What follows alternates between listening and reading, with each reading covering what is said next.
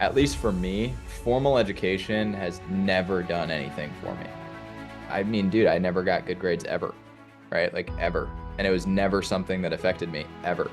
And I just don't believe that like 4 years of college outweighs 4 years of getting your hands dirty and scratching itches and like doing your own education and learning. Now, the community around college and university has done a lot for me.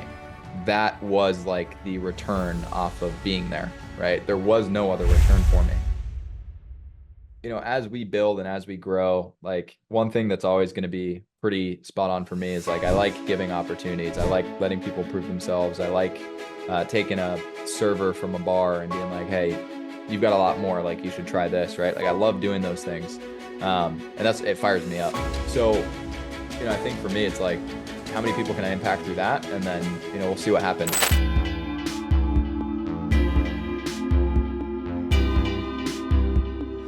Aaron, welcome to the show, my friend. It's been a while since we have been, talking since the vault, and I'm excited to have you on the show and have a conversation with you and see where this actually takes us because we truly just met just by building a relationship. And I'm excited to talk to you because your journey, specifically from college, you've been a leader since in your teens and building teams and having businesses from scratch. So welcome to the show, man. Thank you. No, I'm looking forward to it. I mean, every time we chat, we get into the weeds, super, super into the weeds. So this should bring up some interesting topics. And yeah, we've been wanting to do this for a while. So I'm excited that we're kicking this off. And yeah, it's gonna be a good conversation day. Absolutely, man. Awesome, man. I would love to quickly just jump into some context about your background, man. I love to, every time I meet someone, I love to start with their quick story, where the phases of your journey, specifically as an entrepreneur and as a leader. And, we both worked with so many different coaches, programs, you name it.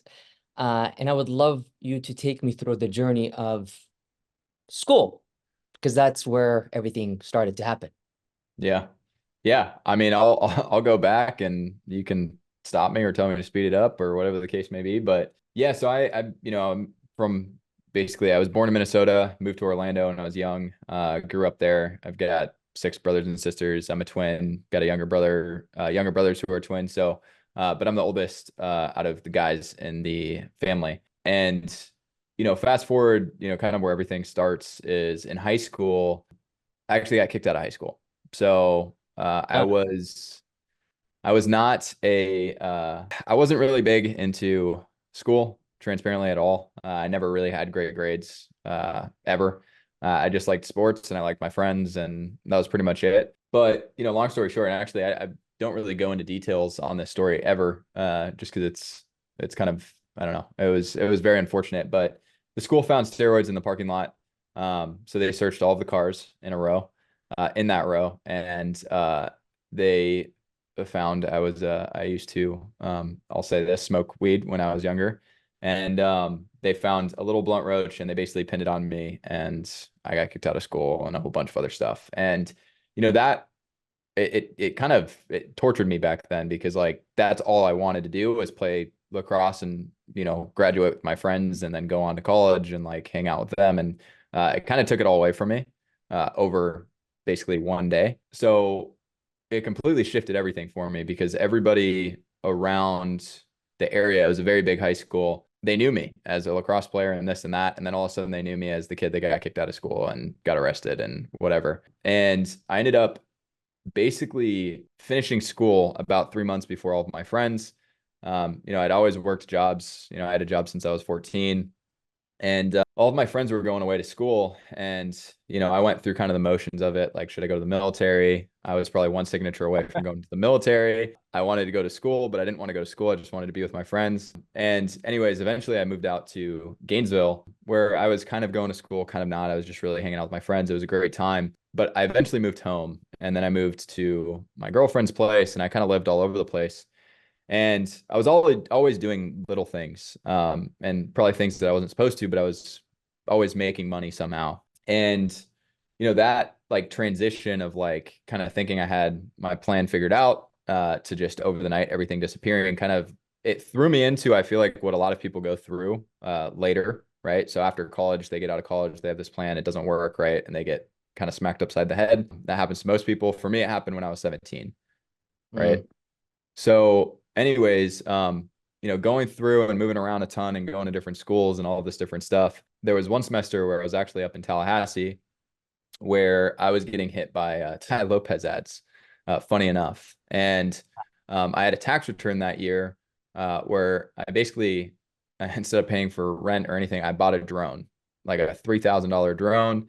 And I started filming and doing content and like marketing for the bar that I was working at, a whole bunch of other stuff. And I saw this ad for drop shipping, and I started a bikini company with like some of my best friends from high school, and it ended up doing really well, which led me into starting a marketing agency. I brokered a deal with a local modeling agency where we got half their office space, hired a bunch of my friends, and got started into like real business. And that kind of just kept opening doors and opening doors and opening doors. I got to travel a ton. I didn't make any money, right? But I got to travel a ton. There was a point where we were directing and doing content curation and basically management of artists for like basically getting them ready to present to the labels. We were doing traveling videos out in Dubai. And I mean, it was just like we were doing really anything we could. And it was a lot of fun. It was probably the most fun I've ever had in business, transparently ever. Where do you Yeah, get your curiosity, man? Like through all this process as a teenager and going through that process and that journey, where do you get the curiosity of having this ability and willingness to just step ahead? I don't know if I have an answer for that. I think for me, at first, it was to prove a point, Okay. right? Like I think I was really driven by like, I'm successful. I'm not the kid that got kicked out. You know what I mean? Like I really had like a point to prove, which it drove me. I'm also like, I just really wasn't interested in what everybody else was doing at the time. Yes. Like, a lot of my friends were, I mean, as everybody is after they get in that stage, like it was partying and it was girls and it was this and it was that. And like, I just really, I wanted to make money and I wanted to be successful. You know what I mean? And there was just some kind of piece in me that just like I didn't even need to know what I was gonna do, and it just like worked out, and we were just going and going and going and going, and that connected me with more people that were like that, and so on and so forth, and it just kind of kept opening doors. So it went from doing marketing for the bars to the bikini company to actually starting a marketing agency, that evolving into basically working on an events company with a guy named Justin out of Tampa, where we started a company called Social X, which we put on big events. And that's actually a really funny story, but it just kept evolving and evolving and evolving. And out of Social X, me and my partner didn't necessarily see eye to eye at that time. We're very solid now, but it fell apart after it being a very successful business. A lot of eyeballs, met a lot of people. Essentially, Social X, we would have large events around the country, some outside of the country. And we were running like a crowdsourced consulting model where we'd have a bunch of people paying us a monthly thing, or a monthly retainer, sorry, where we would build a bunch of resource drives, give it out to them, help connect them with the other people. We had events for them, and we'd bring in big name consultants that they couldn't get themselves because they were either too expensive or whatever the case may be, but we could get them to coach our group. So at 19, instead of having all the experience, I was just connecting the people who wanted the experience with the people who had it, right? So I could leverage my audience and community to the people I wanted to meet, and I could leverage the people I wanted to meet to my community. So it just worked really well, and it opened a lot of doors, right? And again, like this is not planned. Like this is just going and doing and meeting and shaking hands and kind of just moving. And I'm broke, by the way. I have like, no more than at any time more than like $10,000, sometimes like negative $10,000. Like I don't have any money at this time, but I'm able to move and do things with the resources and the connections and just constantly going, right?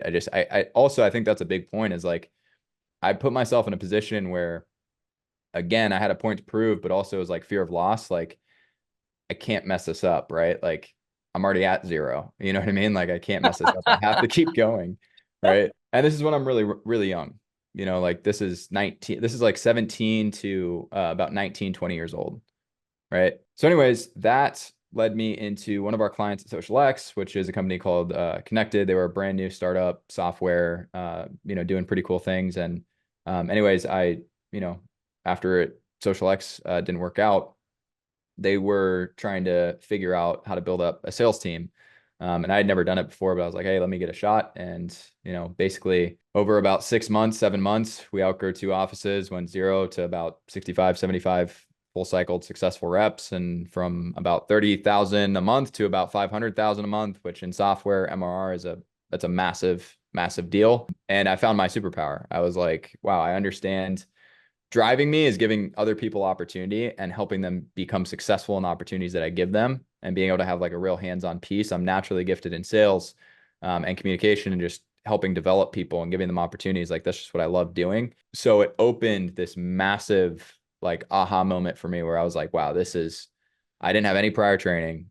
I didn't read any books. I didn't have any coaches. Like it was just like put a blindfold on and build the sales team. And it went extremely well for me. Right. After that, basically after that, what engagement was over, I started getting contacted by a lot of people. Hey, we noticed what's happening here. Like, can you come do the same thing? And that's kind of when really the model was like a bar rescue, but like sales team rescue type of service where I'd go into companies, basically save the sales team. I'd come in at the bottom, scale it out, and replace myself out of the business all the way to like exit myself from the company. And I did that a lot. And those companies, and what I know now is I was really good at building mass, but I wasn't good at building velocity. And this is something where you're probably gonna, really understand is like mass is like people and process, right? Like, how do we bring people in? How do we recruit people? How do we train? How do we develop? How do we promote? How do we do all of these things that the people need to do? What's the sales process? How do they follow that? How do we train that? But then the velocity point is like, how do we systemize all of this? Like, what are the automation points? How are we reporting? How are we tracking? What tools are we using? What systems are we built off of? Right. So all of these companies that we had built, most of them plus 1 million a month, like info products, some software, some, different industries, but their next pain point was like, hey, everything's falling apart. We scaled like crazy, but it's falling apart. And our systems look like a bowl of spaghetti. Everything's tied together. Nothing's working. Our entire executive team is just focused on putting out fires across the systems. Like, can you help? So out of necessity, I got very curious and very obsessed and just dialed everything that we were doing into systems. So we built on everything: Salesforce, Close, GHL, Go High, or Pipedrive, Infusionsoft, you name it. We built off of it, and we found HubSpot, and we looked back at all of our most successful builds, massively like difference in success, or a massive difference in success. And they were all built on HubSpot. So we figured out why that was. And we built out our own frameworks, which is called the MOS, which is the Momentum Operating System. And that is what sales momentum is today. We go into companies, we audit across marketing, sales, and fulfillment, and we consolidate and build out really badass tech stacks across HubSpot primarily, where these companies can scale sustainably and consistently. And we remove all the bottlenecks that they're facing through the actual systems component. And what we realized is mildly successful companies, the systems component scales them a lot faster, because when they have smooth systems to bring people in, to bring the mass into, it allows a lot more accountability, a simple process to follow. All of it becomes a lot more simplified if their systems are working. But a lot of the times their systems start falling apart instead of working better, right? So we were able to scale companies a lot faster doing this than working on the mass. And transparently, like selfishly, the mass part is like, that's the founder's job, right? You bring somebody in to do that, outsource all of that. It's Like never, you lose the leadership within your own company. And a lot of people don't understand that, right? If you built multiple successful businesses, you have the capital to pay people, it's a very different story. But if you're early on and like you're trying to outsource everything, like you're giving away what you're actually trying to build. And like it doesn't work out usually. So, and that kind of leads us to today. And actually, something pretty cool. We just got an email from HubSpot. We got Rookie of the Year this year, which means that we did a bunch of really cool things, broke some records and a whole bunch of other stuff. that's awesome, man. I And that's mean, kind of like high level story. There's a lot of things I skipped and a lot course, of of course, man. pieces, But but thank yeah. you for sharing the phases of the journey, because what Aaron, and for the listeners who are listening to this is what Aaron actually does as a whole, as a company, based on the last thing. And on our last call, we talked about like, why HubSpot than all the other softwares? Because a lot of the founders and executives were like, oh my God, let me use this CRM. Let me use this CRM. Let's go this, let's go there. And then another consultant would come in here. And we talked about that. And I gained an aha moment of why HubSpot. So if you could share with the audience, why HubSpot? And Yeah. at what moment does someone need to come to HubSpot? Yeah, 100%. So I think just setting some context here, right? There are fantastic tools that make it really easy to get things set up out of the box, up and running, right? So think like Go High Level, right? Yep. Great tool to get started on, right? If you're early on, it's cheap. You can do a lot with it. Now, at a certain point, right, when you start to grow and your team starts to grow and you need more tools and you have more operations happening, right? So let's say you have a marketing department, you have a sales team, you have a fulfillment team, you've got an ops manager, right? A few things become really important. One, you want fluidity in your data, meaning like you want as least amount of platforms as possible, because the more platforms means the less likely you're able to actually track things. And it becomes way more complicated to actually get this data. And it also turns your business obese. And I'm going to explain what that means. Like if you have a calendar solution, you have your CRM, you've got your help desk or your fulfillment, you've got your LMS, you've got your active campaign, you have all of these different things connected. When you're changing something in the main point and it is connected to two or three different things, you have to be very, very careful that you're not messing up a massive chain reaction across your system. And if Yeah. that does happen, you're going to have to go look across Zapier, look at the connection here, look at the integration here, look at this, look at that. And it becomes very, very complicated to manage. It also becomes very, very expensive to manage. It also becomes very complicated to train and teach and make it an efficient process if people are working out of too many tools. So at a certain point, right, when your revenue and your team is really basically after you've proven, right, I figured out a market, I figured out a sales, I've got a small team. When that starts to happen, you need to make the decision on what platform you're going to roll with for a while, right? And Exactly. this is where a lot of people go wrong is they make the wrong decision, or they think it's easier to stay on the platform that they have now because it's simpler just to connect one more thing to it. But if you bring that out 12 months, 18 months, and you keep having to connect one thing, one thing, one thing, one thing, you're eventually going to end up with what I said earlier, like a bowl of spaghetti, where you pull out one noodle, it's on this noodle. I mean, it's just you fix one thing and it opens up 10 other problems, Oh my right? Yeah, I know, I can see it in your face. Like you're like, yeah, this. God. So it's super, super relevant. And what ultimately happens and what we've seen is now your sales director or your CMO or your CEO or whoever has the most experience or capability to handle these problems and build out your systems, all of a sudden becomes a full-time systems like firefighter, right? So they're not working on the team, they're not working on growth, they're not working on building more documentation, building out a better product. Like they're not doing any of that anymore because they're just trying to make sure everything's working. And guess what? Their data sucks. Like their reporting is awful, right? So they can't ever get numbers. It's out of Google Sheets here, over here, this, that. Hey, Hassan, can you go get these numbers? Like, yeah, I'm going to need a day or two to actually get those numbers for you, right? So that starts to happen. You can mitigate all of this from what we've found with going with a solution like HubSpot, right? It's not going to work for every industry, but for the companies we serve, where everything is out of one platform, meaning marketing, sales, fulfillment, right? Your operations, a majority of everything that you're going to be doing is out of one platform, and you can get away with one or two integrations max, right? Exactly. And what that does is your data, right? That contact record flows from marketing to sales to fulfillment, but it doesn't ever leave the system. So we can build better reporting, right? You can have a better foundation, right? To make pivots and adjustments off of, right? And as you grow and you bring on a lot of new people and there's a lot of different stuff, it has all of the enterprise capability to keep growing with you, Yeah. right?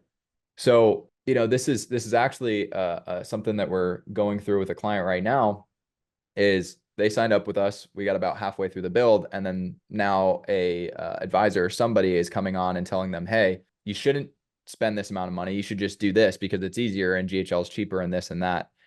And unfortunately, they're going to listen to that person, right? But what they're going to come to find in about 8, 10, 12 months is everything that they were trying to solve that we are about a month or two away from solving, they're now in that problem again. And yeah, I hope I didn't rant on that too heavy, but No. really it's as your company grows, you want to make it more and more simple. And a lot of these platforms make it more and more complicated as you grow, and they don't have the functionality or the capabilities that you're going to need to actually manage and build a full stack team. So if you're building a lifestyle business, right, great. Simpler tools, less functionality needed, stuff along those lines. If you're trying to scale a real company, right? Exactly. Not a real company, but a company, right? You're trying to grow and build more of a big business, right?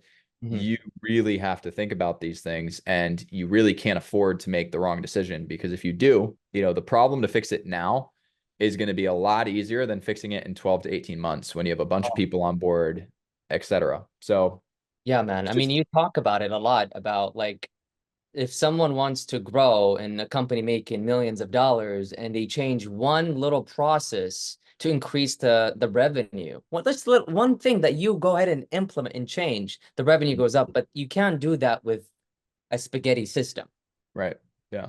And one thing just to set kind of some background, what I talk about a lot is as the business grows, less intense changes need to happen, right?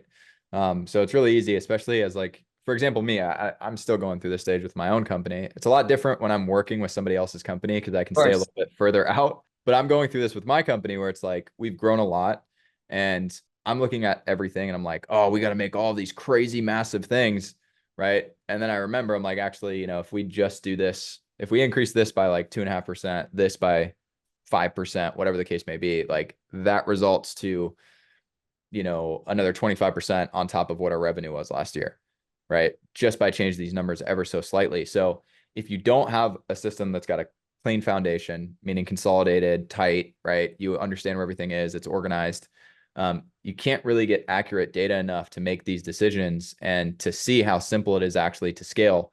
Because if your lead to booking percentage is at 10% and you go to a 12.5%, well, what does that do? I guarantee you, if you do the numbers on this and you're doing over 1 million a year, 2 million a year, that 2.5% increase at the top of your funnel, it's gonna actually shock you. It's gonna be quite drastic. And the more revenue and the more leads and the more volume you're doing, those tiny little adjustments are massive. I mean, for some of our clients, they mean millions and millions of dollars a year in cash, not in revenue, in cash. So when you pick the right system, when you grow into a system that allows you to continue growing, it has the reporting capabilities, it's a consolidated tech stack, and you have a solid foundation that's understood from your operations team, you now all of a sudden have top down visibility on metrics. And when you're looking at what do we need to focus on this month, it doesn't need to be we need to change all of this crazy this, we need to change all of that, we need to do all of these different things. You can quite literally look at it and say, which number do we want to increase ever so slightly this month, right? Exactly. And as an executive team, like that's pretty powerful to be able to do that and know that. And when you do put in big initiatives, it allows you to be, have enough agility to pivot if you need to pivot. But yeah, I mean, simplicity scales. And when people try and go super complicated, super complex, lots of automation, all the bells and whistles, AI, whatever, without even having the right foundation or the right system picked out, it's a business killer. It really is, right? Like it'll take out your business in some cases. So it's important that you guys think about this stuff. If you're listening, you're like, damn, No, because this is the like Aaron, this is the real shit that people honestly like this is what it takes to actually create an engine, if it's from growth engine or fulfillment, the procedure and the processes between that, what are the triggers, what system you're using. This is exactly what scales companies. and that's These what you little do, right? Yeah, exactly. These Yeah. little things, man, that make a whole difference that Yeah. you implement. Yeah. It is the if you want to scale, 100%. Man, I want to know more about the space that you're creating, man. The space home. You have a home office. Mm. If you could share that with the people that are listening a little bit. This is interesting, but I know that you have a home office that has so much stuff that will attract a lot of good people. Yeah. Well, one thing I want to say before we wrap on that last point is early on, if you can't confidently say 100% that I have a solid foundation with my systems, organization is going to outscale automation, meaning you know where things are, it's organized, it's simple, it's not complicated, and there's not a lot of room for error. It's gonna sustain and outscale any kind of crazy complex automations that you're going to try and put in. So just keep that in mind. The house. All right, so this is an interesting story. We had an event at a big it was a mastermind. It was a lot of fun. It was basically 4 days, 3 nights. And at the event, we wanted to get everybody together. Like our team is like, a proximity is powerful, right? Like when we get together, we're in a room. give us a whiteboard, give us some caffeine, and it's just like we can come up with some really cool stuff. So, one of our goals as a business is to, build a just recognized and world-class like team around this, right? We want to build really, really, really badass consultants. And, we're constantly doing offsites. We're trying to get people together. We're coming up with complexity. So, or not complexity, sorry. We're coming up with complex solutions. Sorry, my brain's moving faster than my mouth. But anyways, so we were thinking about what kind of space we could do. And yeah, instead of a office space, like in an office building or anything along those lines, we got a house. This room that I'm in is renovated. It's my office. The room that's directly through this wall has about 3, 4 desk spaces set up. It's a living room. It's got a gaming setup. Like it's got everything. We've got a turfed out backyard with gym equipment, cold plunge, sauna. The pool's here. You can sleep here. We've got offices on the other side. That's awesome. So That's so we just sick. built out a compound really, where, we can come in here, we can have a good time, we can relax, but we could be here for 2, 3 weeks if we wanted to, without leaving. And we've got everything that we could possibly want, need, et cetera, to stay super, super effective. And yeah, it's our HQ, like it's fun. It's a lot of fun and it's very effective. And honestly, if anybody has a younger culture and, is really trying to get aggressive, you don't have a lot of clients over, it's, primarily online based. Like I understand there's certain Yep. use cases for physical office, but I've done both, and this is by far the most use and effective, and everybody wants to be here instead of driving into an off. Like it's nice. It's That's nice. So, I am intrigued. I can't wait to see it one day. dude, yeah. That's Yeah. awesome, man. I wanted to kind of move on to a few things that you said in the past about one of your interviews. You talked about LinkedIn a little bit and how LinkedIn is a little bit outdated a little bit. I want to get your thoughts about it in today's world. What is happening with LinkedIn? So a lot of those teams that I put together early on, it was primarily off of LinkedIn, direct outbound LinkedIn, cold. Like we were building multiple $1 million month teams off of LinkedIn. LinkedIn Yeah. Yeah. automation? Was there any automation into it? Yeah. Yeah. It was just off of Connected, basically, which is a LinkedIn automation tool. And what we were doing is we were running LinkedIn automation. Once they'd accept it, it would go into the CRM. It would find the contact owner or the lead owner, right? It would start emailing them. If they opened or clicked any of the links, it would notify the rep to automatically call them. We were doing automated. So we were doing a bunch of shit with LinkedIn, and it was working really, really well, especially early on, dude. It was a cheat code. It was ridiculous. This how long ago, Aaron? It's probably about 3, 4 years ago. Okay, got you. Yeah. So yeah, I mean, it was a very, very, I mean, it was just explosive, dude. Like we were doing some crazy stuff with it, some really crazy stuff with it. Like we were finding one of the hacks that we used to do, which was actually pretty funny. If our reps were going to a high school that was in a highly populated area, Mhm. we would have them search for all of the graduates or anybody who said that they went to that high school and then title like CEO, founder, blah, blah, blah, blah, blah, whatever. And we were just automating like, hey, we went to the same high school. Like I graduated there a few years ago. I'm doing some cool things. I see that you're a founder. Like, let's connect, right? And we're finding all these different ways to do that. And it just ripped, dude. It just ripped. Like it was, I don't know. It was pretty insane what we were doing with it. Unfortunately, all good things come to an end, in my eyes, right? I'm sure there's people that'll tell you differently, right? There's AI and a whole bunch of other stuff, and I haven't leveraged LinkedIn in anything that I've done in the past like 2.5 years at least. And the reason is because one, the clients that I service now are much larger organizations. A lot of them rely heavily on paid. They don't really like the cold outbound stuff. Like it's just, we don't really see that a lot in the industries that we're working with now. A lot of like really early on people who are just like solo shops and stuff along, like LinkedIn can be pretty effective, but to put it into the process that we run now, it's not worth it for us. And it's so polluted, right? You really have to have a strong setup and a strong strategy to really run it. And again, we're not, like, whereas when I would come in, we'd help set up like demand gen stuff because I needed it. But now our clients come to us with that stuff already figured out, That is right? awesome. So we really don't have to help them there, right? It's not something that we're necessarily working on. We start where the lead comes in, right?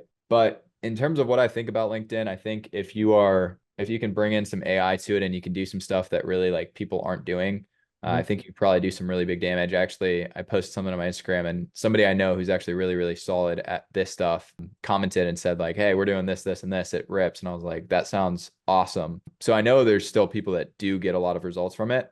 I'm just not one of those people, and I don't believe in it personally anymore. I don't even log into it anymore because it's so annoying for me, right? It is because of the Yeah. messages, man. And I think it needs to, it's like a networking platform, I would say, like more of like how could you possibly collaborate on LinkedIn? That's more on the idea of like probably like Dream 100 or maybe strategic Well, partnerships or yeah, I mean, also like again, guys, if you're listening to this and you're like, oh, that's like not like I'm speaking to like my specific use cases and like my clients, right? So like if you have enterprise software, LinkedIn's a freaking gold mine for you. If you are selling big, big packages to super specific people, or if you have conversations with B2B, very high ticket, and you want to understand who you're getting onto a call with, like LinkedIn still has its application.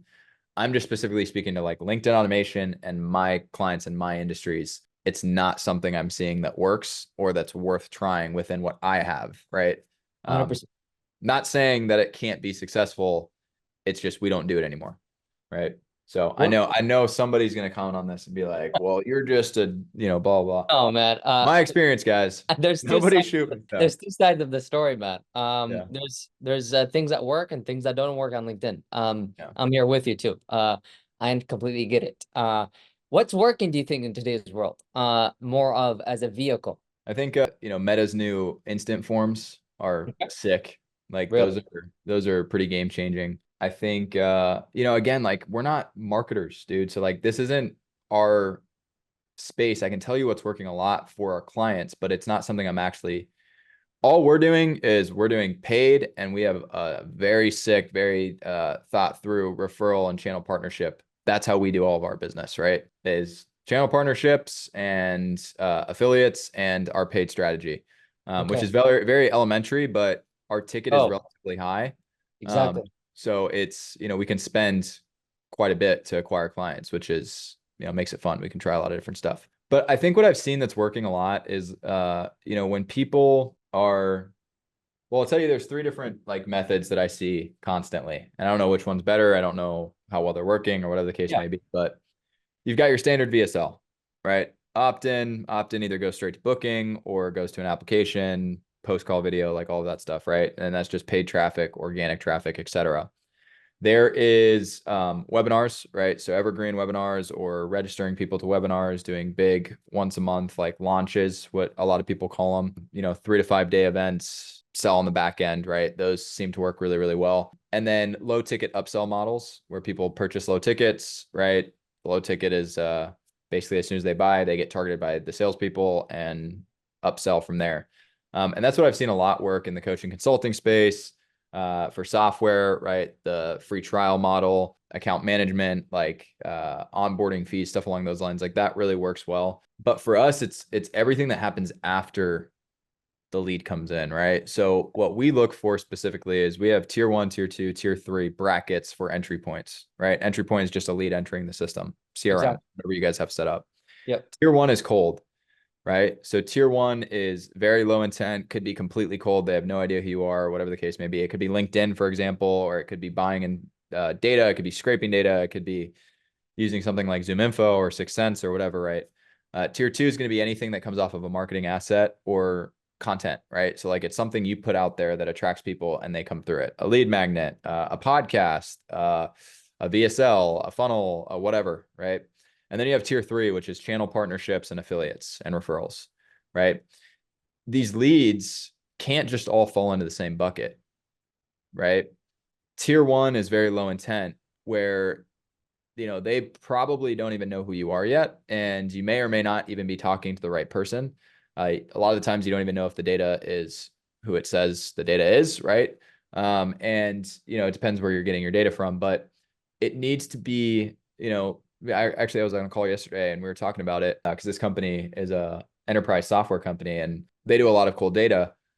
And the messaging was more solution oriented. Like, this is what you can fix.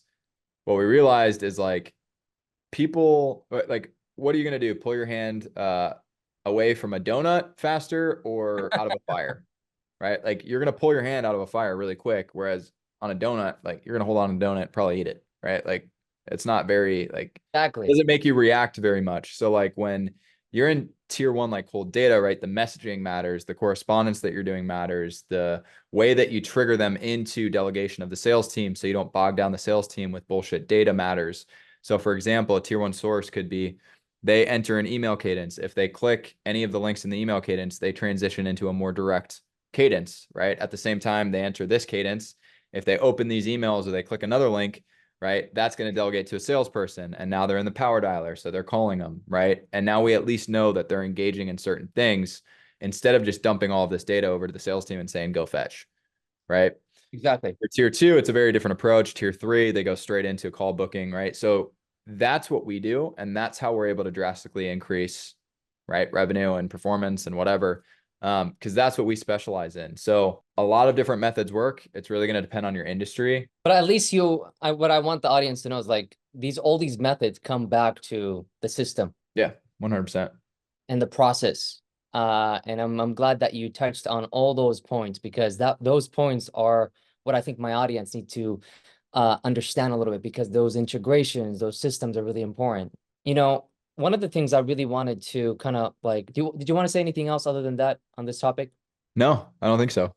You know, education and self-improvement is something that we both went through since, beginning Ooh, of our journeys. I'm sorry. I just thought of something that's probably really good for your Please go for it. audience. Let's drop Okay. it down, man. Let's go. Sorry. I didn't mean to interrupt you, but No, no, let's so go. I was on a call.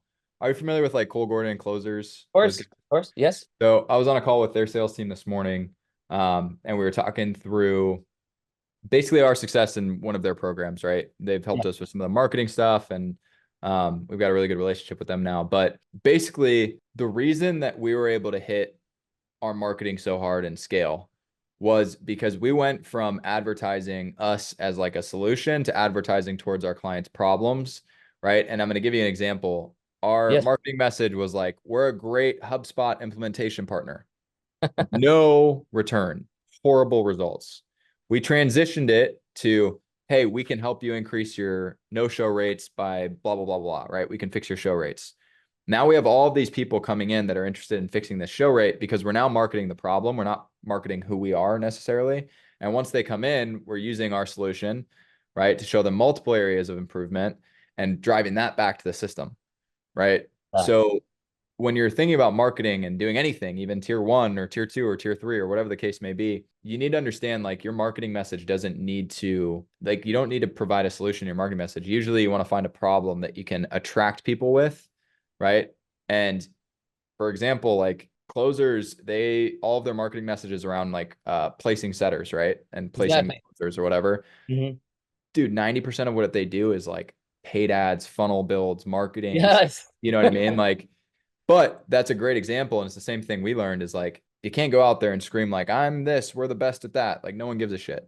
No, If you go out there and find a real big problem and you have a solution for that, you present the problem, they come in interested to find out your solution, and your solution can solve multiple different things in their business, which exactly. is what we realized.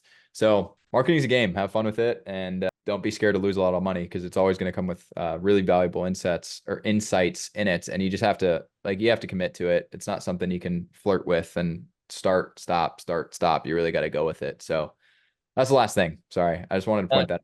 that was really good. You got two good points over there. It's not, sometimes you gotta be very creative with the marketing process and what you say, and not talk about who you are, but talk about more about the problem, rather than, oh, I am this, and just stating that up front. That was really good, man. Thank you for sharing that. Sure. Um, talking about the educational and self-environment side of things, man. You went through a process of learning in a different way, and you had different mentors, and you have worked with a lot of mentors. Where do you Yeah. think the educational system is going, man? And me as an entrepreneur talking to you, we have met at Patrick Bet-David's event, the SLS last year, and talking about mentors and education, and people that, where is the education going? And some of my mentors said just a week ago that the info space is shrinking, and some people said it's growing. and there's a lot of opportunity. It's an interesting world that we live in, that is this educational thing about experts and coaching and consulting specific problems. And just give me a perspective around that journey, man, because I want these entrepreneurs that are listening to this, because there's so many different things out there. Yeah.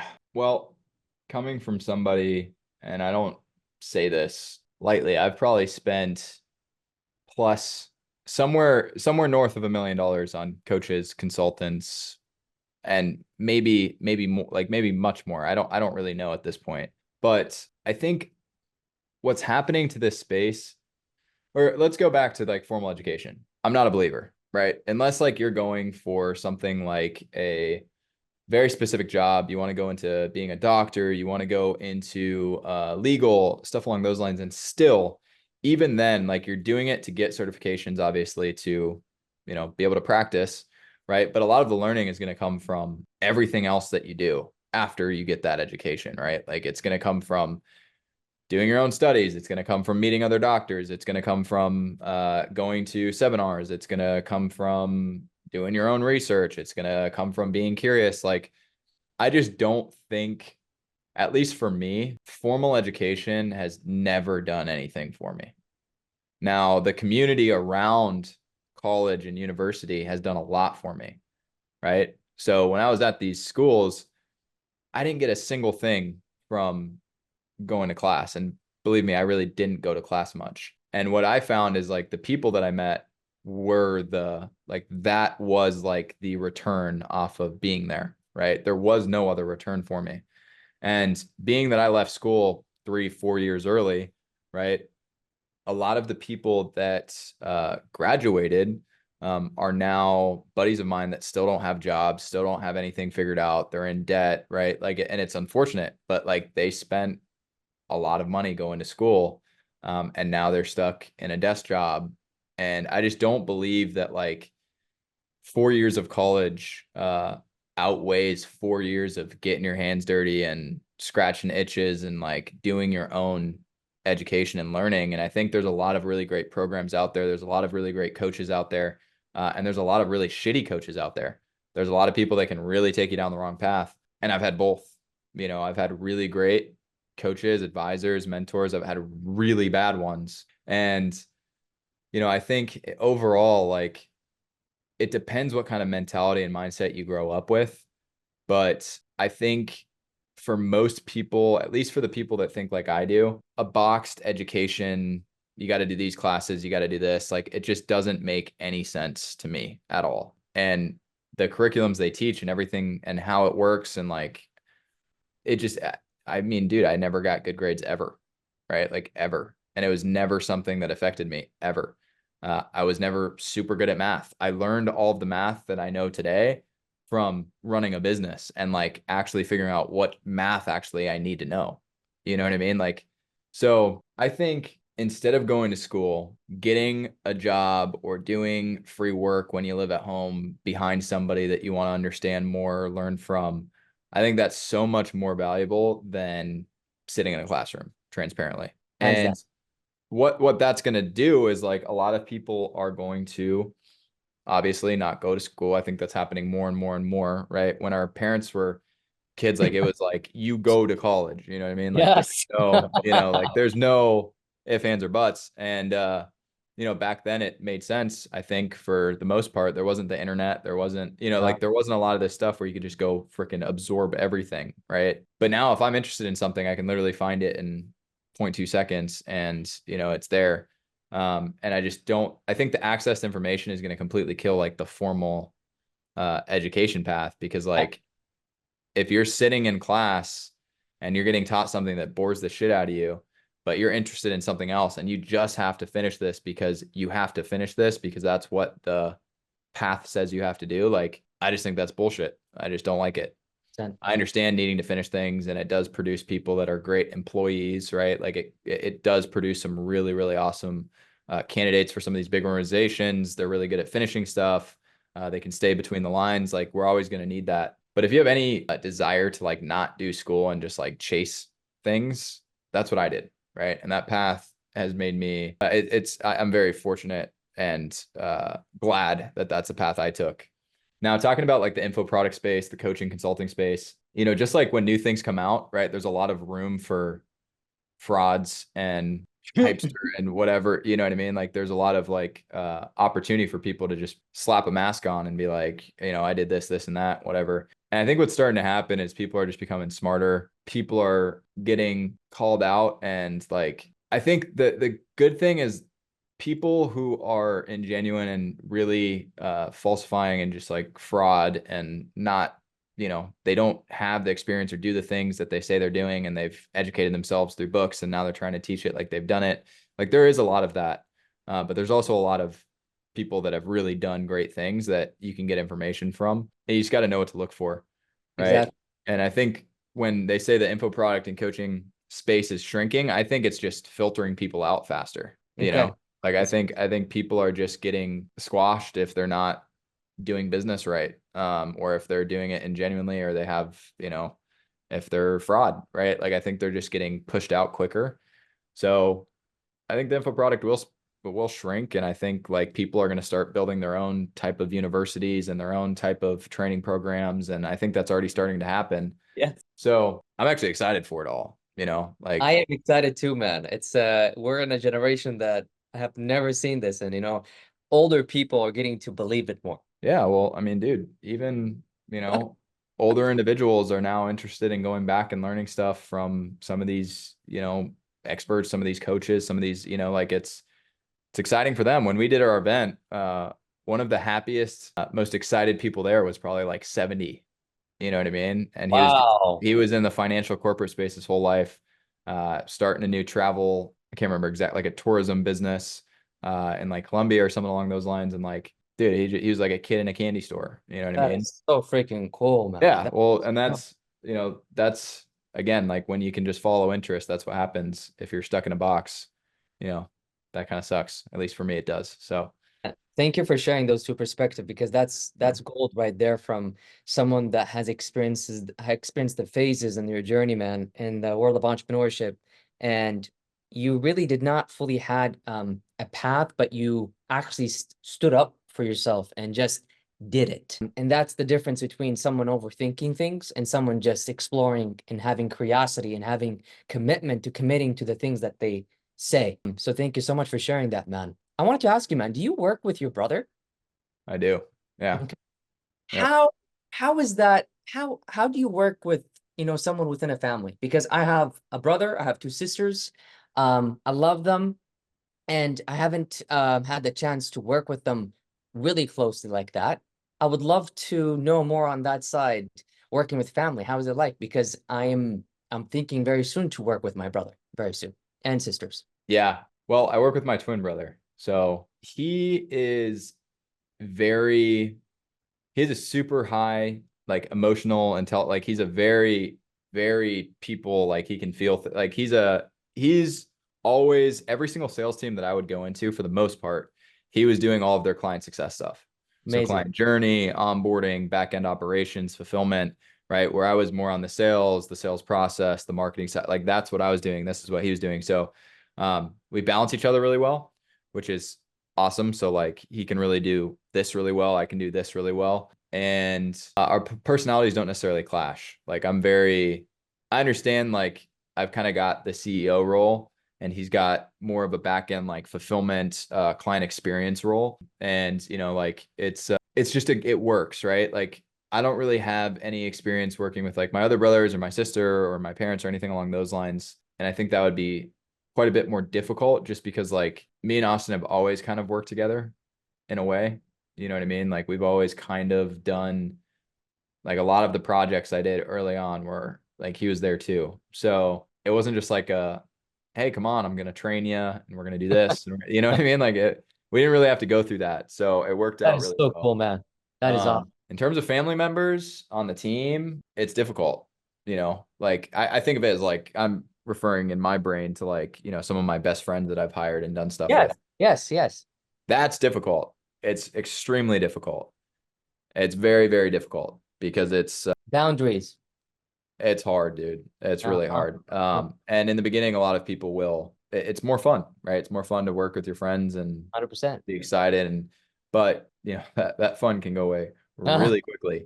So it's like yeah, any kind of relationship, I yeah, think. yeah, it can get tough. So try it, just set clear expectations, right? Like There you go. that's what I would say.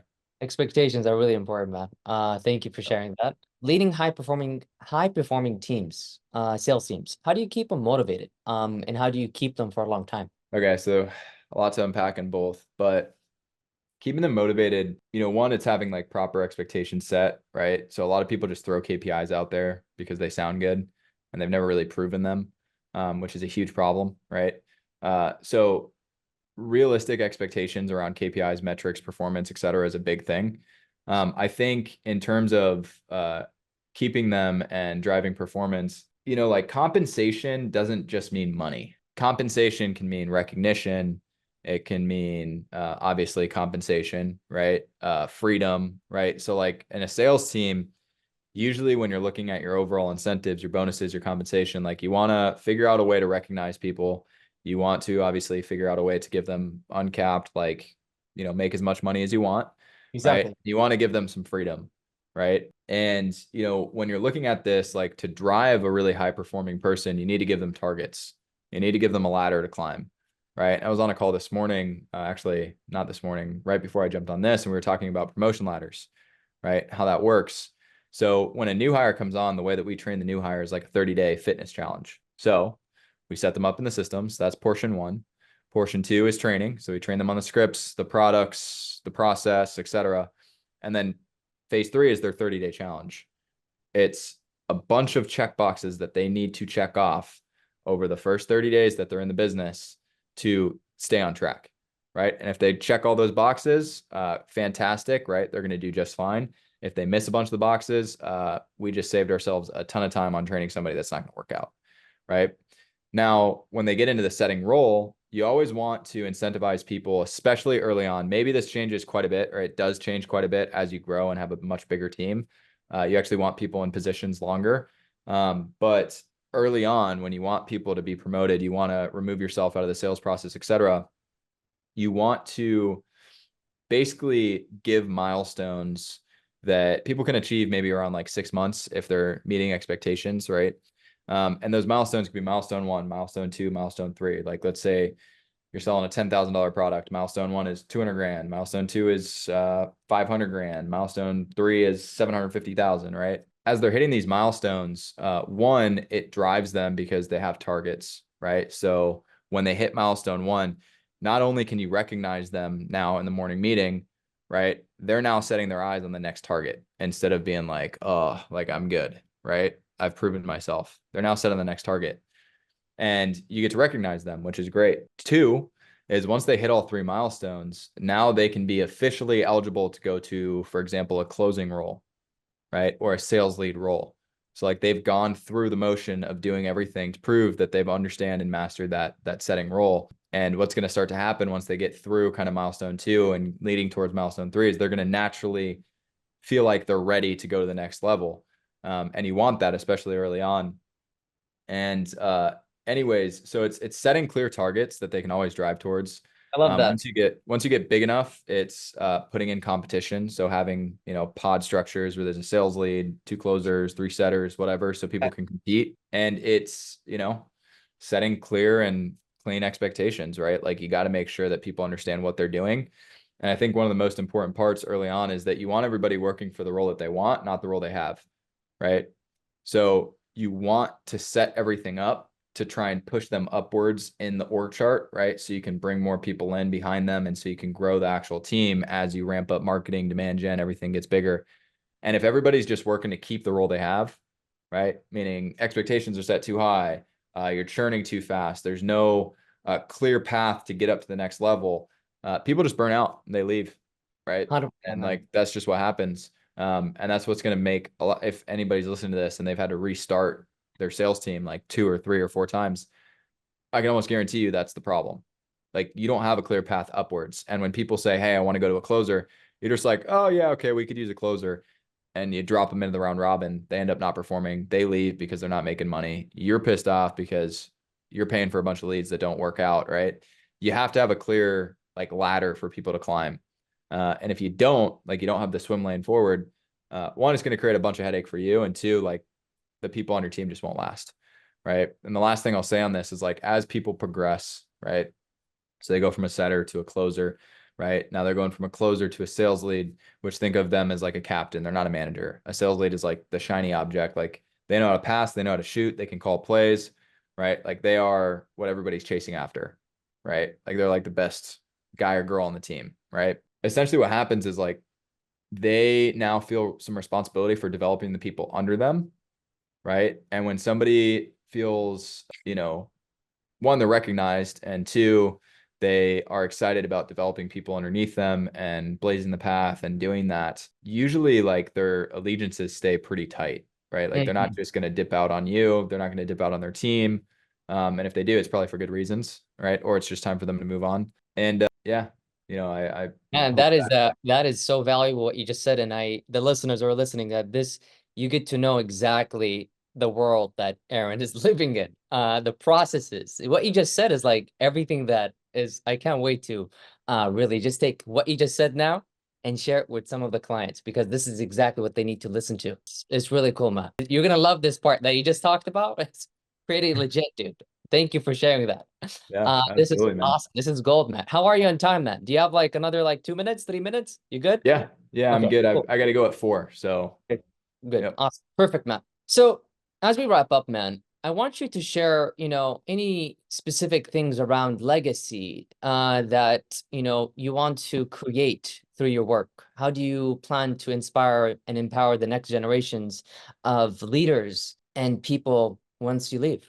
I don't know if you had time to think about that. I don't know if this is a question that I could actually ask, but I'm just throwing it out there. We talked about this before, do I want to grow my business? I like what I do, but do I want to scale? Because then I can pivot left and right. What's my mission? What's my vision? Uh, Yeah, yeah, and yeah, I would love to hear your perspective on this. yeah.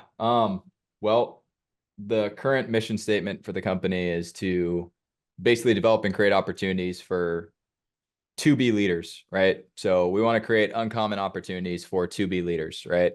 And basically what that means is like we want to go into companies and help them create very awesome, badass systems and help people put in stuff like we just talked about with the promotion ladders and swim lanes, because then we can connect to be leaders to very uncommon opportunities.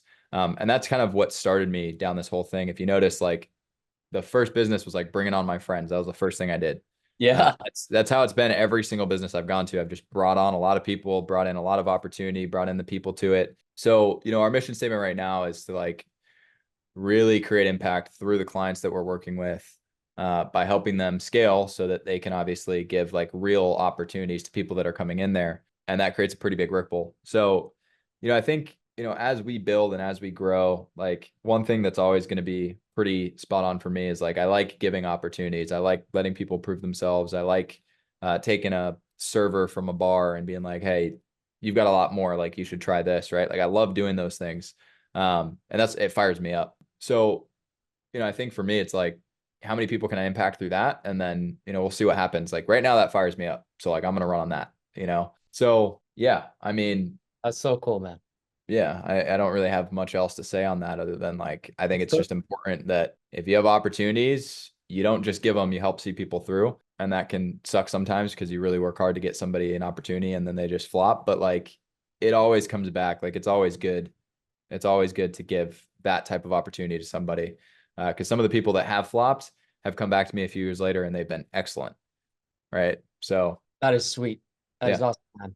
I know that there's an opportunity that is happening this year that I'm excited for you.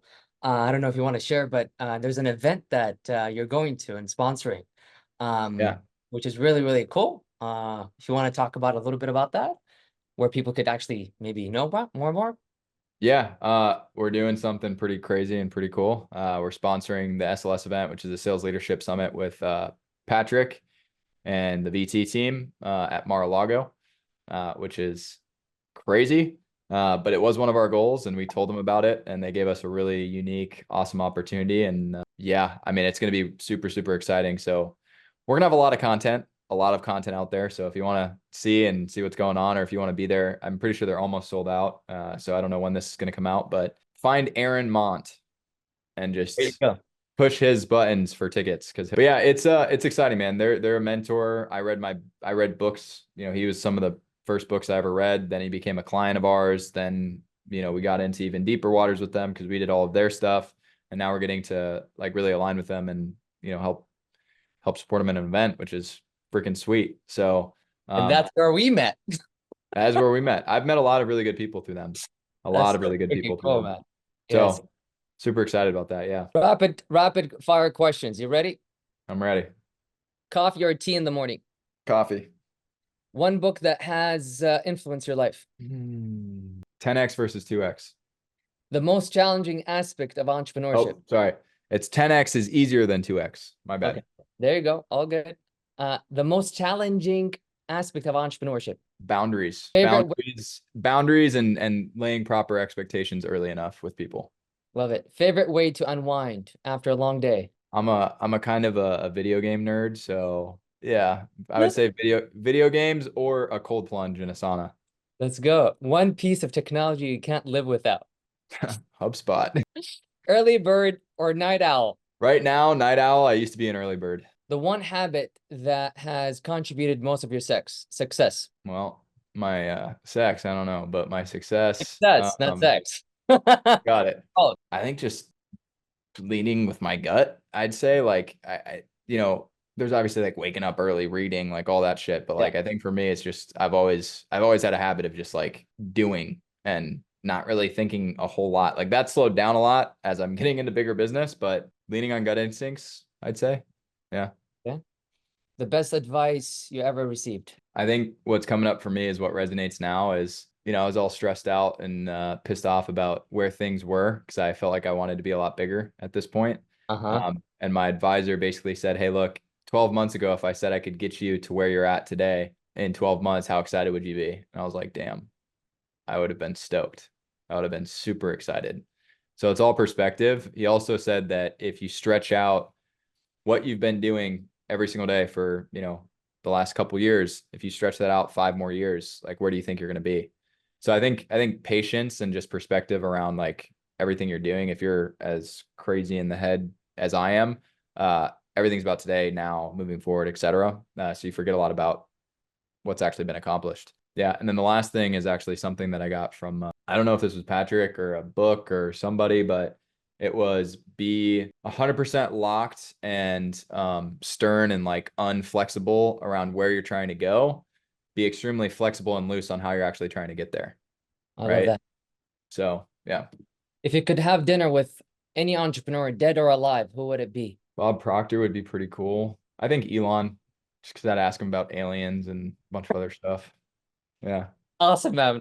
Yeah. As we wrap up, man, you shared some really good nuggets, man. Thank you for being a part of the podcast. Really, really appreciate your time and everything. Where could listeners find you and whatever you want to share as we end this, man? You could share. Where could they find you? Last thoughts. Go for it, man. Recap, do as much as you can, learn with your hands. After you learn a bunch of information, just do something with it. You know, also, if you are listening to this in your early stages, like start thinking about your systems. Don't obsess over it, but get educated on it. Number three, if you're in the position where all your systems are falling apart, go to salesmomentum.io.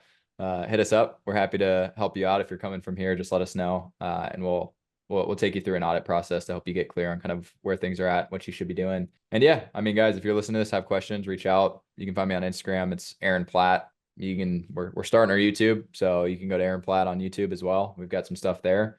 But I'm an open book and happy to share. So Hassan, thank you so much. This was fun. And I'm glad we finally got to do this. Absolutely. Thank you so much for your time, man. Have a great rest of your day, man. Thank you so much. Absolutely, dude. Catch you later. Catch you later, man. And that brings us to a close of another episode on the Hassan Bash Show. Thank you for dedicating time to your growth and progress with us today. Each episode is a step toward not just reaching, but exceeding your potential.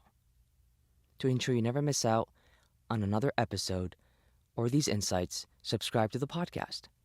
For a deeper dive and exclusive content that furthers your journey, sign up for our newsletter at hassanbash.com. That's HASSANBASH.com. And for a continuous flow of inspiration, make sure to follow us across our socials. Your support through sharing our podcast can inspire and empower others in their journey of progress. So let's build a community of growth together. Until our paths cross again, remember every day is an opportunity to learn, to grow, and move forward. Stay curious, stay inspired, and above all, keep progressing. I'm Hassan signing off. Here's to your journey of endless growth.